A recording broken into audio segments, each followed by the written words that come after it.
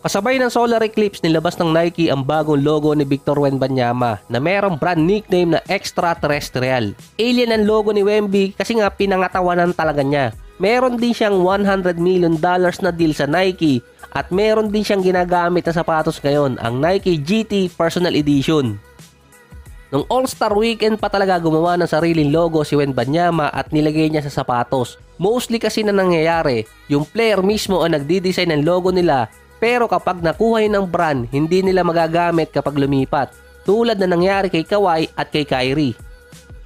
Naging positive ang review sa bagong logo ng Nike para kay Wembanyama at sinabi din na isa sa best marketing na ginawa ng Nike base yon sa mga online comments. Dahil di umano hindi generic, nakalimitan kasing ginagawa ng isang player yung kanilang initial at jersey number para makagawa ng logo. Yun ang magiging brand name nila na ginagamit sa mga business venture. Parang katulad ng kay Luka na yung logo niya dalawa. Yung isa, yung trademark na nasa nanay niya at yung isa pa gumawa siya ng sarili. Base nga sa mga review online, maganda yung logo ng Nike para kay Wembanyama. Pero yun din ang pinaka-generic logo, yung alien badge. Kapag nagtingin ka ngayon online, marami kang makikita na halos kaparehas nun. Yung sa Nike, halos kaparehas ng sa Alienware logo na Dell laptop. Tanggalin lang yung nasa gilid. So hindi ko lang alam kung paano ang trademark nun kasi nga generic logo pa rin yung alien badge at ang pinagbasihan ng Nike yung naging drawing nitong si Wembanyamang nilagay niya sa sapatos. Base sa report, magre-release ang Nike ng bagong signature shoes para kay Wembanyama by May. Ang ginagamit kasi ni Wemby na sapatos, Nike GT Hassel na may logo niya. Parang katulad lang din ang ginawa dati ni Nikola Jokic.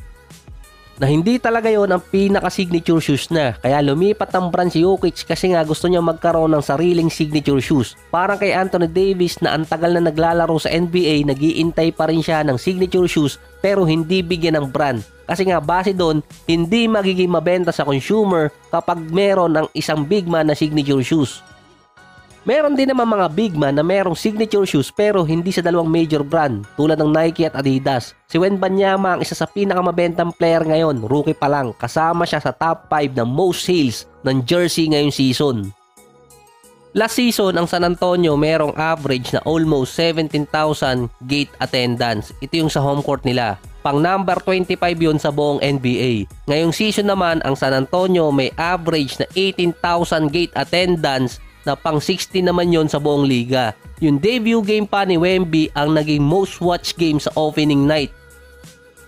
Kahit yung free draft card ni Wembanyama na benta ng $67,000, hindi pa to yung NBA card. Kailangan din kasi ng NBA at syempre ng Nike na pamalit kina LeBron at Kevin Durant na mayroong biggest sales ng sapatos. Na wala din si Kyrie sa Nike na nagbibigay ng malaking benta.